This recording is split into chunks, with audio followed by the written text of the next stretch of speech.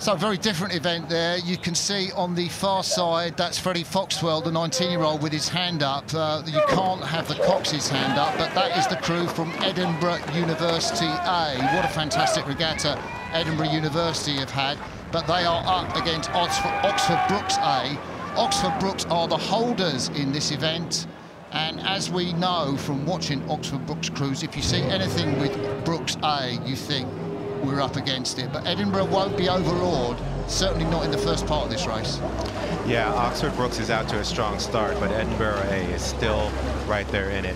I like the fact that they're hanging in there. They look like they're a little bit lower than this Oxford Brookes crew, but you can look at the raw power in each of these boats as they're just moving through that first part of the race. That's that punchy Brookes style, very snappy on the front end, really like to bang it in, you know. Yes. I think it's born out of a lot of competition that these guys do out of the Brookes boathouse on that stretch of the Thames up by Wallingford. They you know, and when they go to Wimbledon Lake, they have this, you know, head-to-head competition. And I think it kind of breeds that technique where they're very snappy on the front end. And they've got those big fat smoothie blades, and everyone in the club rows the same way, so you can make loads of different combinations. They all row the same. It's extremely successful. Henry Balash-Webb, obviously the chief coach, Richard Spratley, the mastermind behind Brookes. And yeah, we can see them now. Yeah, and one thing that does, I like to call those types of you know, environments crucibles, right? Yeah. Because you really do get your mettle tested every day, and I think that when that happens, you really can establish a powerful crew. And as you said, you can see it in their stroke, you can see it in the way that as they're moving through the middle part of the race, they're still swinging together nicely. They're getting the oars in. And, you know, it's interesting with the conditions the way they are, you know, whether they have decided, it looks like they're shortened up a little bit. If they continue to, if they'll relax a little bit and start to lengthen out.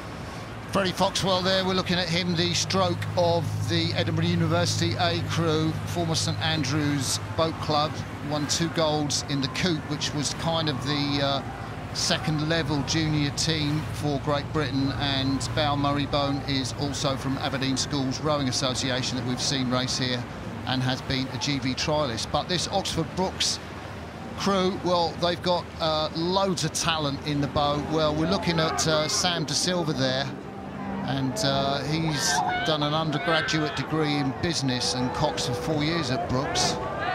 There's the Dow man, Charlie Chick, Temple Challenge Cup semi-final last year. Shay Bradley, I thought it was really interesting, the guy at 2 there, because he was, from 8 to 18, he was a national champion in swimming. And he's changed to rowing. A lot of swimmers, you've seen it with Ollie Zeidler, haven't we? Yeah. Changed from swimming. He was like a sort of European champion level, but probably wasn't going to go further. So that's Shay Bradley. Kai Scholterman in the 3-seat of that boat.